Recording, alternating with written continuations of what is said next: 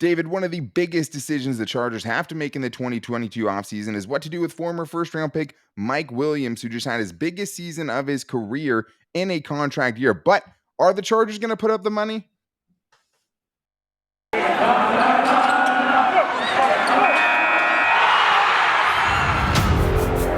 You are Locked On Chargers, your daily podcast on the Los Angeles Chargers, part of the Locked On Podcast Network, your team every day.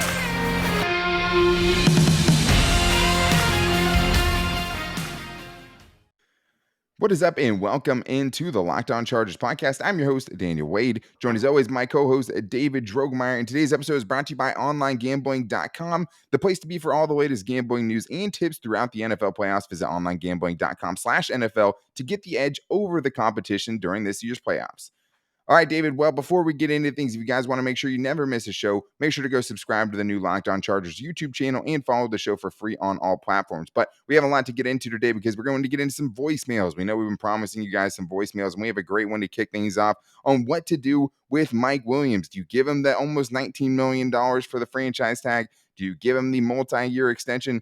Do you let him walk away, which is what one of our callers thinks is the right decision today? So we'll get into that, as well as what the Chargers need to do as far as the edge rusher position. How do you address that? Do you bring back Nwosu? Do you trust Chris Rumph at this point to take over that mantle? And also much more on today's voicemail episode, including Darius Swinton's 10th grade honors English teacher making an appearance on today's show, and also maybe some options at tight end too. And a Calvin Ridley trade was even thrown into the mix. So a lot to get into, but I think we have to start, David, of course, with the Mike Williams situation of it all. And it's coming from one of our OG callers. So let's hear what Barnaby has for us.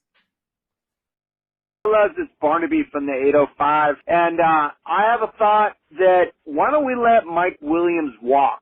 There's my thought process behind it. One, he's going to cost so much money, probably $15 million, maybe 20, and that's a lot of money that I'd rather use for our defensive purposes and right tackle purposes. Let's throw in Josh Palmer as the number 2. I think he's actually good enough. And then, whether it's free agency or in the draft, let's have somebody real fast to add that threat to our offensive game. I think that would just be amazing. Last thing, too, is just Mike Williams back. He's always going out. He's always injured. I feel like you give him 50, 60 million, and then he's going to have all kinds of back problems and all kinds of health issues. Free up that space for someone else. It's going to help us get us to the glory land. Keep up the good off-season work. What's up? Well, thank you, Barnaby, for calling in. And I mean, to be honest, this one voicemail did spark a 30-minute conversation between me and David. Before the show, we did a full podcast just about Mike Williams. I mean, we almost just had to turn this into a full Mike Williams podcast. But you also, David, took exception, though, with one of the things that Barnaby talked about, including, the injury-prone tag that Mike Williams always seems to get labeled with. Yeah, that's the one thing I had to put to bed immediately, guys. There's a difference, and a distinct difference between playing hurt and playing injured or being injured, okay? Mike Williams has played 15 games pretty much 4 out of the 5 years he's been in the league. So that injury-prone moniker needs to get thrown by the wayside because that is not accurate, okay? That's one thing we have to address right now. He's not an injury-prone player. Has he dealt with injuries throughout his career? Has it maybe affected his play? Sure, I think we can safely assume that or say that, but he is not an injury-prone player. Yeah, and I think that's fair. I mean, he's a guy that, before this season, this was his healthiest season. You didn't see him on a ton of injury reports. You didn't see him miss any games because of that, right? And I think that's one thing he has going for him. He did miss a game from COVID, but he didn't actually miss any games due to injury, and he was on the injury report a lot less. That's what he has going for him for sure. But I still think it's such a tough decision that the Chargers have in front of them, because one thing that I think is being underrated about Mike Williams right now, because there's a lot of people seemingly willing to let him walk, is the fact that, what quality, what are you putting on as far as Justin Herbert's ability to make big time throws to Mike Williams in clutch situations? Because the one thing he has done a lot, David, is make the big catches throughout the years. And that's also, I think, throughout his career, for sure. And I also think that's covered up a lot of the bad games that he's had as well, where he doesn't have a lot of receptions. So I think it works both ways. We saw what he was able to do in this offense, leading the team in receiving yards, over 1,300 Mhm. receiving yards, more than 300 more than he's ever had in a season before this. And most catches, he blew that away this season. 9 touchdowns, the second most receiving touchdowns that he had, in his career at this point. So did I say 1,346? I mean Yeah, I was at 1146. Yeah, I 11:46. Yeah. definitely made Mike Williams much better for a second, but yeah, 1146 still. I mean, by quite a bit beat what he had done before in the same Yeah, amount of games, right? But I think the 145 hard yards. thing is can you pay him this off of one really really good season? Because before this, the most catches he's ever averaged in a season is 3.3 per game. That's not a high number, and even this season, he had 3 games in a row where he had 2 catches or less, right? He had 2 catches in each of those games, I should say. So I do understand, David, because you want to give a franchise tag and keep him around for a year and see if he can do it again, or are you going to give him that what he's, what his market value is right now, according to Spotrac, is 16 million. But Kenny Galladay got paid 18 million last season. So if I'm Mike Williams' agent, I'm walking there and being like, this is what Kenny Galladay is getting paid. Look at each of our seasons last year, and you tell me I should be making less than that, right? So I think that's what puts the Chargers in such a tough position. Yeah, they really do. It's a really really hard decision. I mean, that's why we had such a heated debate about this subject before we even started recording, because what is the Chargers supposed to do in this situation? Mike Williams was the most productive receiver on the field last year, and just like every other year in his career, he made all the big catches and made all the big plays in the most intense, gotta have it moments, and he's done that consistently. And how much is that worth? How much is that relationship that he's built with Justin Herbert worth? That chemistry that it's seemingly very, very much there after this season. For me, the way I look at it is he's in an offense that he's never been in before. He is getting more targets than he ever got in his career before. They're throwing him the ball. They're using him in different ways in this offense. So I don't know how comfortable I am committing to a 3 or 4 year deal at this point in time. I need to see it one more time.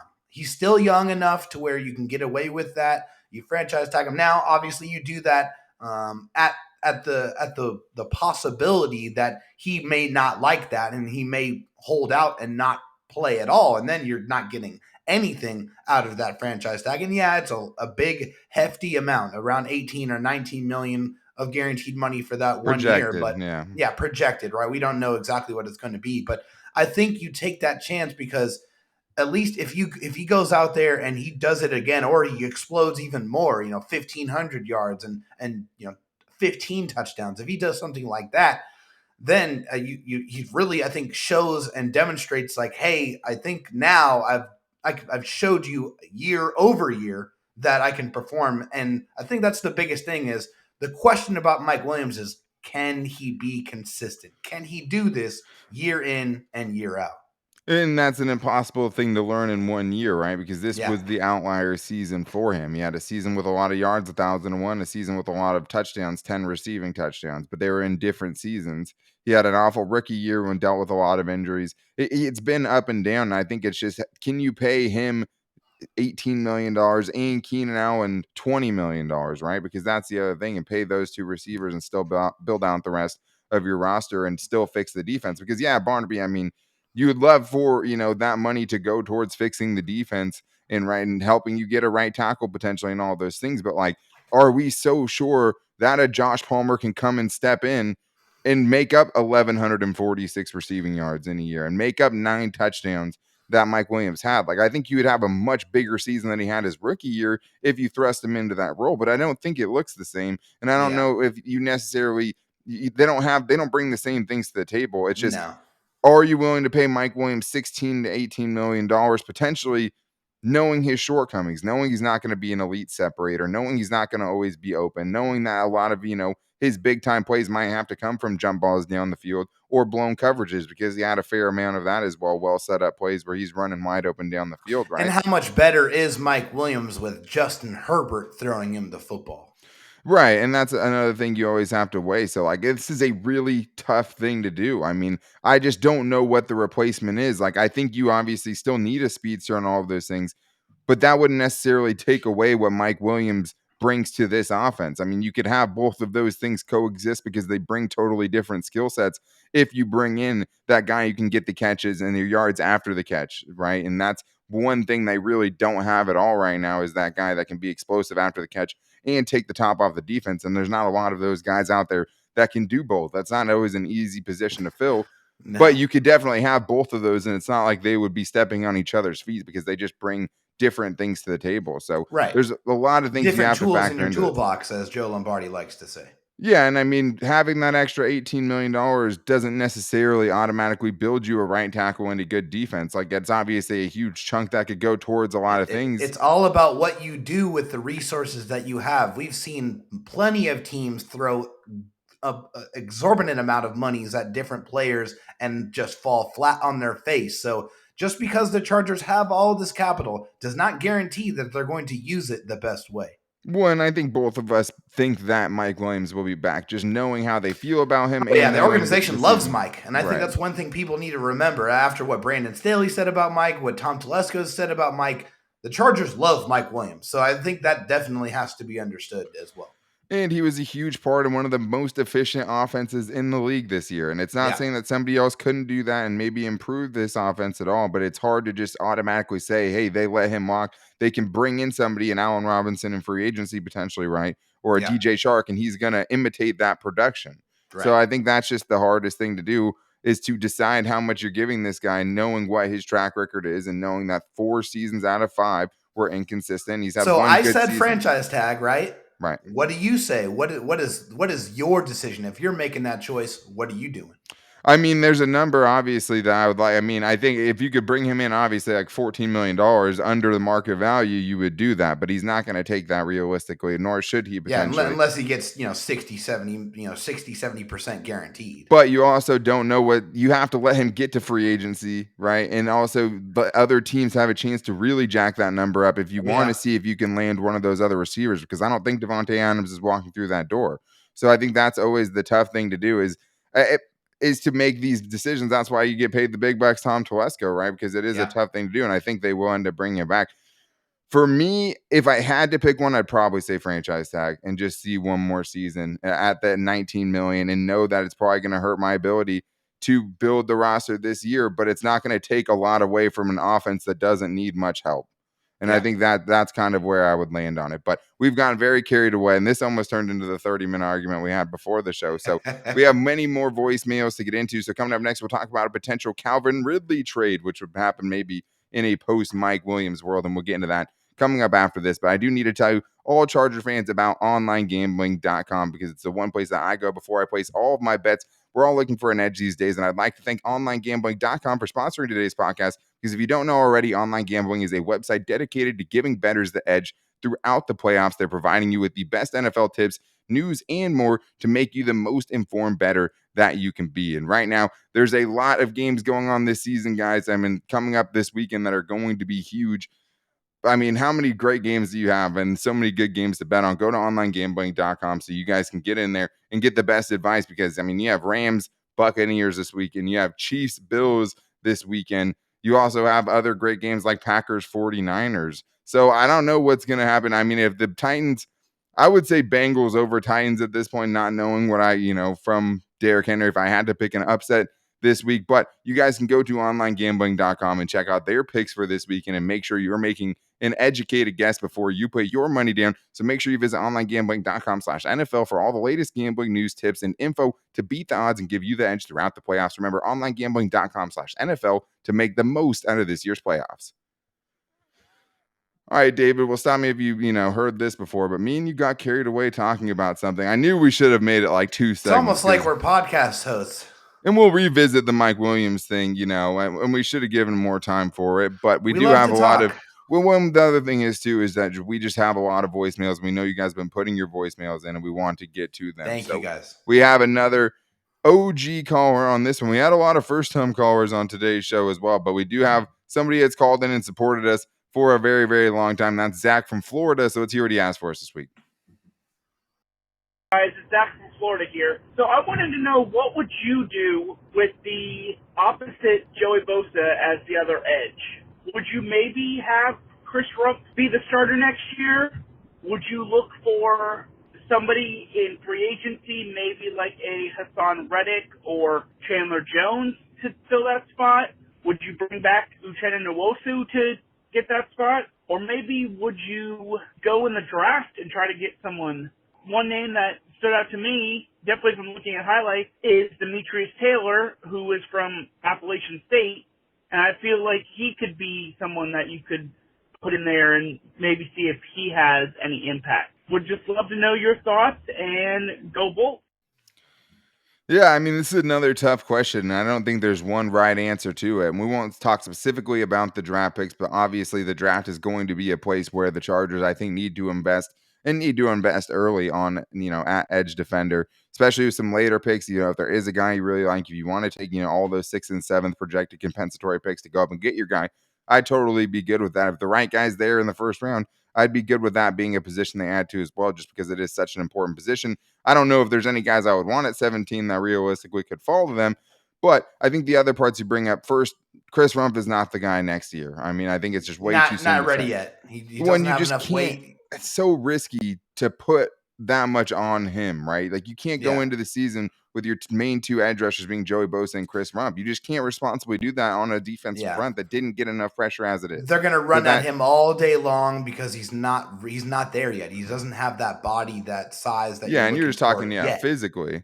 For sure. One Physically, that, yeah. And the thing is he's really surprised me against the run. Like, that's the wild thing is, like, he is so slippery, and that definitely translated Oh because yeah, definitely. That's he's one just thing we saw in beating college when blocks we with looked at his, him. yeah, and he's not the typical, hold the edge, stack and shed the blocker No. in front of you type of a guy, but he's beating guys with quickness, which can Yeah. be dangerous, though, because if you hop into the wrong gap, you open up another one, and that potentially turns into bigger gains. And we saw that from him. Much improved special teams player, but it's just not it's just not going to happen as far as him being the guy going into year 2 as a 4th round pick. I like what I saw from him, not Yeah. enough to make you nearly trust anything that he has going forward, enough to leave it all in his hands. Not Uchenna yet. Nwosu, that's the next thing, David, is he's a guy that it's hard to say not to bring him back because right now it's just Joey Bosa and Chris Rumpf. So Right. like that's the other part of it is like you don't really have much else going on besides Joey Bosa right now. And you saw how good he was.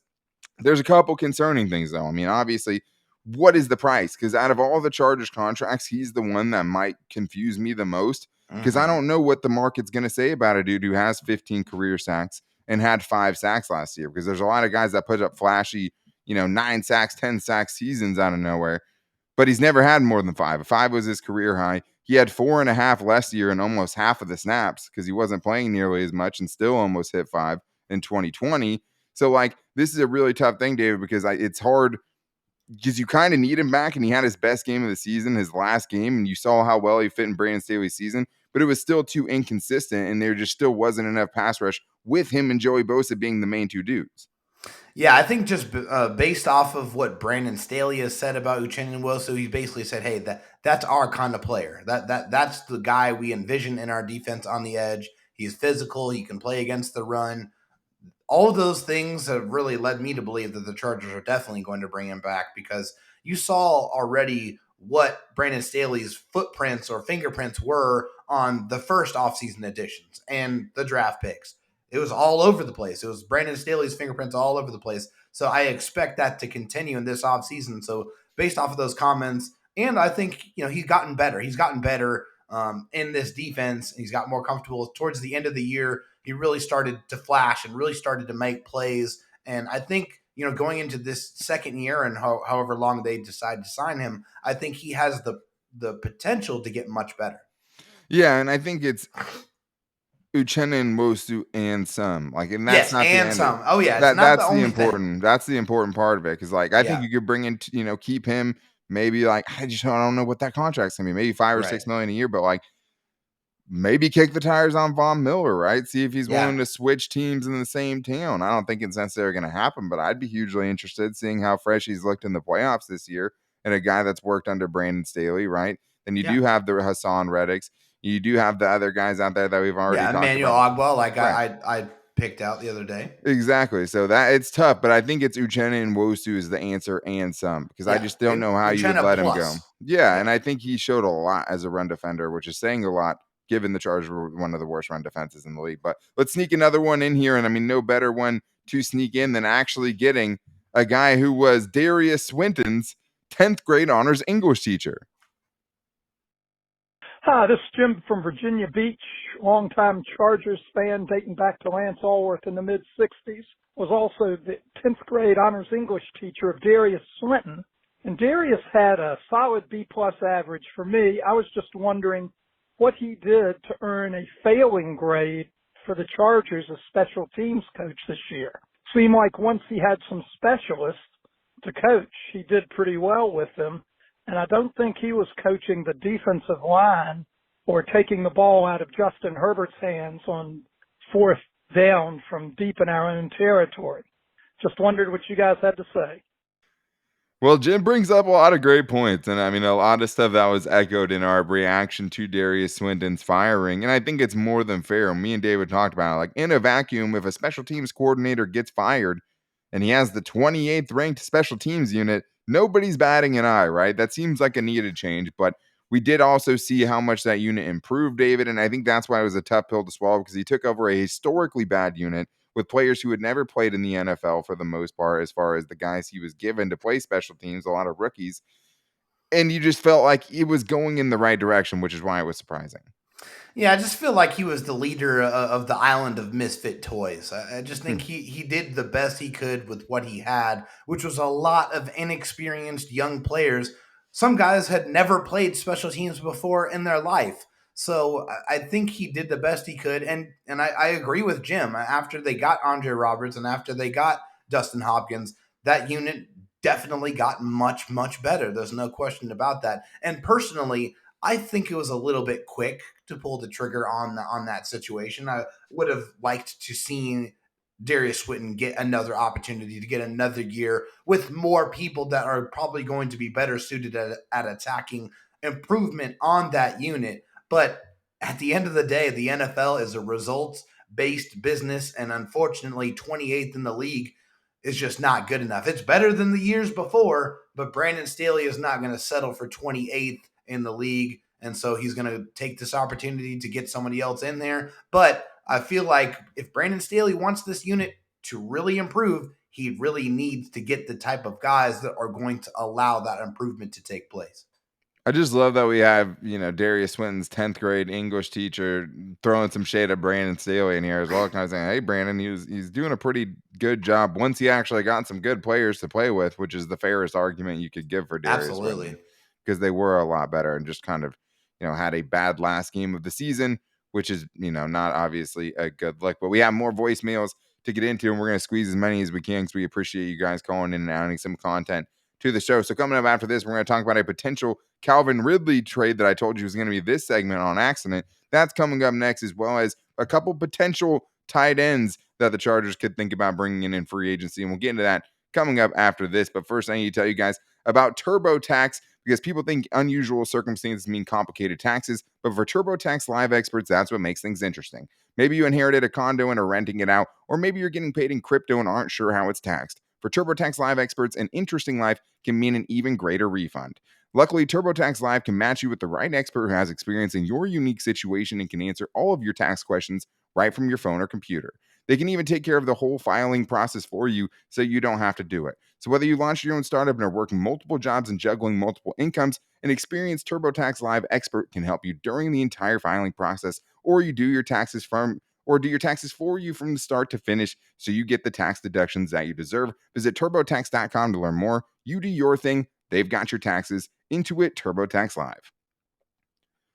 All right, David, we're going to squeeze as many voicemails as we can in here, but thank you guys again for making us your first listen, because there's a lot of great Chargers content out there, but we are the number one daily Chargers content that you are going to find out there, and number one in your hearts, hopefully. But if you need a second show, a second listen per se, make sure you guys check out the Peacock and Williamson show, because they're going to be at Radio Row at the Super Bowl for Super Week, and they're going to have a lot of great stuff. And for my money, the best overall just NFL based show where they're talking about everything going on throughout the league. So we have a couple more voicemails we have to get into, David. So let's get to Neil here first and hear what he asked for us this week.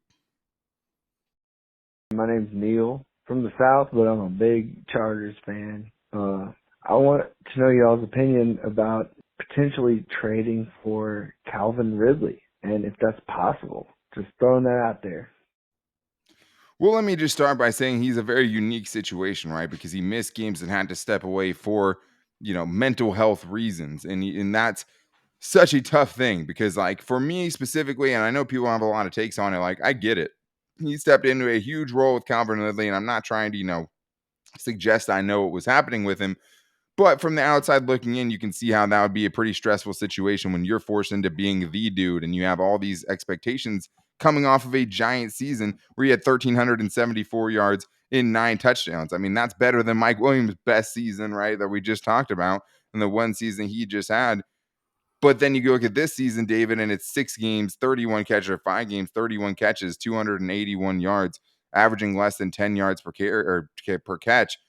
That's a tough thing. And, like, even though I think, if he had played this year, even if he had just missed a couple games due to injury, this would be a very realistic trade option because obviously something's not working out there potentially. But we also don't know that Atlanta is the problem. We don't know that Atlanta is what's causing him not to play. And it's hard when you didn't see him go out there and finish the season. So at this point, it's hard for us to even say when is he going to be back on the field and how do you trade for that dude? Yeah, and for me, I just don't think he's the type of receiver that the Chargers are looking for, that they need to add to this offense. He's not that missing link. He's not a big yards after catch guy. He only averaged 3.1 yards per reception, after the catch. So This it's just, season? yeah, I mean, and even in his biggest season, he's never been a big yards after catch monster, and that's the type of receiver that the Chargers need. They need that demon. I If actually you do. bring back Mike Williams, right? I mean, this Right. could be, and potentially, if it's replacing Mike Williams, maybe that changes the conversation a little. Right, yeah, and it might, but the guy, I'm sure you're probably not going to be surprised at this, but the guy who gets the most yak per reception is Austin Eckler on the Chargers, and it's crazy. It's 8.9 yards per catch. That's crazy average. He's Yeah. a demon, but 8.9 yards after the catch yeah, per after the catch. catch, yeah, average, which is insane. He is a demon, but they need that in a wide receiver form with some blazing speed. That's what I think that's the missing link. Yeah, if you bring back Mike Williams, he's not the missing piece that completes your offense. He would obviously make you maybe the most talented and wide receiving core in the NFL if you had those three guys. But at the same time, it's not bringing necessarily new elements to your offense. They're not bringing the most new elements if you're going to pick a type of receiver to bring in. But he was very, very good Yeah, last year and was very good in his career leading up to this. But how do you trade for a dude who you don't know if he's out on the field? Like, I get the mental health thing for sure, and I definitely respect him and hope he takes all the time that he needs. But just absolutely. from a pure business standpoint, how do you trade for that guy? What's the value you put on that? And it's just you have no idea sitting here right now what that price tag is going to be. And that's, I think, one of the hardest things about that specific conversation with Yeah, Calvin Ridley. But we have another thing, and we want to talk about Yak, David. We have a couple of tight ends to think about now because we have a caller who thinks that it's time to move on from Jared Cook and maybe have a couple different options at tight end to think about. Man, it's Envy Talent from your guys' YouTube section. Just wanted to call and let's say that we should have been in the playoffs. Freaking Pittsburgh ruined it. Raiders ruined it. Just a sloppy showing for the AFC. But anyway, I'm hoping that we can pick up some tight end now that Jared Cook's gone. So I'm probably looking for maybe Njoku or even Gesicki. Well, anyway, both up. Till next year. Stay easy. Well, it's not bolt up till next year. It's bolt up every day, right? every Especially here day. when you're coming out with a show every single day. But this is a toughie, David. I know me and you have a difference of opinion on this one. So I'll let you make the case for Mike Gesicki, who out of the two of them is easily the most productive.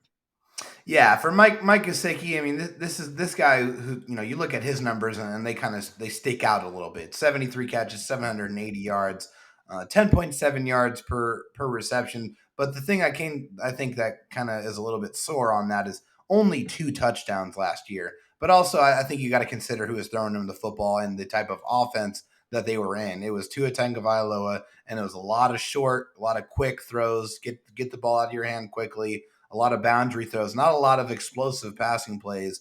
And he has had 5 touchdowns twice in his 4 seasons, and he's only 26 years old. So as far as if I had to pick between these two guys based off of their production, I definitely would probably lean towards Gesicki, but we both know, Daniel, that he's going to be a much more expensive option. That's the thing, is you're talking about two different price tags because Mike Gesicki is projected and with a 700, receiving yard season is likely to get around 11 or 12 million. According to Spotrac, it's 11 million over 4 years. So 4 years, $44 million. With Njoku, it's 4 years, 27.6 million. So you're talking about less than 7 million per season for a guy you're taking for all upside, right? Because yes, he doesn't have the production, but it seemed like the weirder thing to me is that the Browns didn't seem to want to commit to him. And they brought in an Austin Hooper who it was like, okay, well, are you going to be able to use both of those guys effectively? But now you get the watered down version of David Njoku. And what he does bring to the table is the yak, David. And, that was the big thing for, Calvin Ridley. Mike Gesicki doesn't have a lot of yak. I mean, Mike Gesicki averages 3.1 yards after the catch per reception. You know what Jared Cook averaged this year? 5.1. That's a 2-yard advantage that Jared Cook, the guy we haven't really been thinking of as a yak monster for the Chargers, had more than Mike Gesicki. 3 is not a good number. Then you look at David Njoku, right? The number's around 8 yards per catch after the reception. So he's getting 8 Take out the yards of game yak. against the Chargers and then look at his stats. Yeah, I mean, okay. How many guys in the Chargers could do that? I mean, Jared Cook wasn't going to be able to break that off. Yes, the Chargers' poor defense definitely led to that. But that's what this guy is, though, because that's also ignoring the rest of his career, and that's been what he's brought to the table. He's an uber athletic guy that's had drop issues in the past, has had some injury issues in the past, but would also bring a different element to this offense that they're not currently getting. If you have him and Donald Parham out there as your two yak guys and two explosive tight ends, that's a tough matchup for any team in the NFL. So, yes, I mean, you're betting on upside, but he didn't have a pretty productive season this year, but he's never had more than 500 yards in a season. He's never had more than 4 touchdowns in a season. But kind of like with Mike Williams, he was never really the focal point of that offense, and it didn't ever seem like they really used him right. So for me, I'm taking, if I could get David Njoku on a 2-year, $14 million deal, I'm signing up with that before I would sign up for the 4-year Mike Gesicki $45 million deal. So that's where I kind of land on it. And I think for me, it's you can find that where, Trey McKitty can turn into a nice possession receiver. You could potentially have Steven Anderson back as a nice, solid route running receiver. You're not going to find a lot of yak out there, and you're not going to find the yak if you're bringing back somebody like Jared Cook. He adds a level of explosiveness to the That's offense. one thing we can definitely both agree on is we do not want Jared Cook back at all. Yeah, I mean, I would much rather take take a flyer on somebody like this because I think David Njoku in this offense could put up a season better than what we just saw from Jared Cook and hopefully not be nearly as frustrating. But let's sneak this last one in here. I was going to cut it short, but we want to get as many people involved in the show as we can. So let's hear what Wilson has for us before we get out of here. Wilson from Richmond. Once again, Achilles heel. The run defense shows up at the worst time. Ends our season. But I'm predicting that next year we'll be in the Super Bowl. I think it takes a loss like this point in the season, the right few pieces on defense, strengthening the right side of the offensive line. I think we will be primed for that Super Bowl run next year. So, I mean, I think we'll have the Super Bowl conversation at some point, and I think what the Chargers could do next season if they make the right moves, at least is squarely put themselves into Super Bowl contenders, right? And that's just giving yourself a chance and having a realistic chance to go up against the big dogs in the AFC and whoever comes out of the NFC. The part I want to talk about here, though, David, is there something tangible that can be taken away from a game or a season like the Chargers had where you come up just short? Can that bring you fire to your team? Can that give you the chip on your shoulder the next season to kind of propel you onto bigger and better things? I think absolutely it can, especially with the Chargers being in this situation to where they're right on the precipice of getting to the playoffs. They were right there. They were a couple of plays away from being in a playoff spot where a lot of people around the league would have preferred the Chargers to be in the playoffs over the teams that made it and were a lot more scared of the Chargers if they were to make it. I mean, I'm sure Kansas City is a lot happier that they got the Steelers instead of the Chargers after seeing that result. Yeah, they beat the brakes off of the Steelers, but they knew that they were not going to do that to the Chargers based on how the Chargers have played the Chiefs. But yes, I think this could be a huge galvanizing moment, and this is the window. This is the opportunity this year. They have all the resources. they are right there. If they make those right moves, they very well could be a very, very dangerous team next season. When I think so the cool thing is like you've seen this happen to other teams where you have to, take your lumps along the way. And I don't even think it's just in football. I think it's throughout sports. Like I think the Bills are at one of those crossroads right now where Yeah. like they had a couple rough years with Josh Allen where they're getting by being a pretty, average to above average team, missing the playoffs, losing in the first round of the playoffs. And then last year they were dominant, but still couldn't get that off their back in the playoffs. And now they have a chance this weekend to potentially control everything in the AFC if they go out there and beat the Chiefs, who they walloped in the regular season. It's different doing it in the playoffs. And I wish Justin Herbert would have had that experience because even if they got bounced in the playoffs, such valuable playoff experience. But the one thing Yeah. Justin Herbert got this year that he didn't get in year one was he basically got some borderline playoff games. They knew the last two games Oh, of the yeah. season they had to win. He wasn't playing for that during that 4-game winning streak at the end of 2020. Those games did not matter, even if they came back and won them in the fourth quarter. This year, he had the stakes. He had the biggest stage that he's been on to this point in his career, and he fell a little bit short against the Raiders and not by his hand, right? So I do think there is something to that. And as much as I'm a numbers guy and I like to, have that tangible, that logic behind something, I also was a football player, and I know what these kind of things can do for you as a football player and how these galvanizing moments, as you put it, can actually have a tangible effect on you. And I do think this was a learning process for a young coach, a young quarterback, and a Yes. young team. And I do think that when they get to that stage next season and they have to go into those wars in December, into January, they're going to be very happy they had those moments this year because they are a little bit battle tested for that. So next year, I could definitely see them making some noise, making it into the playoffs, and being a very dangerous team once they get there. But we went way too long on this one. We appreciate you guys hanging with us, and make sure you never miss an argument like you got on today's show. Make sure to follow the show wherever you get your podcast run for free on all platforms: Spotify,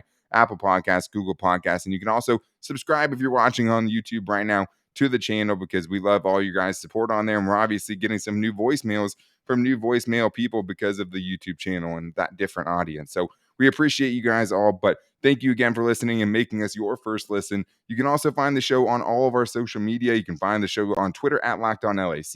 You can find the show on Facebook on our Locked On Chargers Facebook page and also our Locked On Chargers Instagram page. And if you guys want to be like today's show, you can get on the show with the voicemail line. The number to that is 323-524-7924. And we appreciate you guys giving us some things to talk about and letting us know what you want to hear about. But that's going to do it for today's show. We'll be back with you guys tomorrow before the weekend to wrap things up. But until then, take it easy and go Bolts.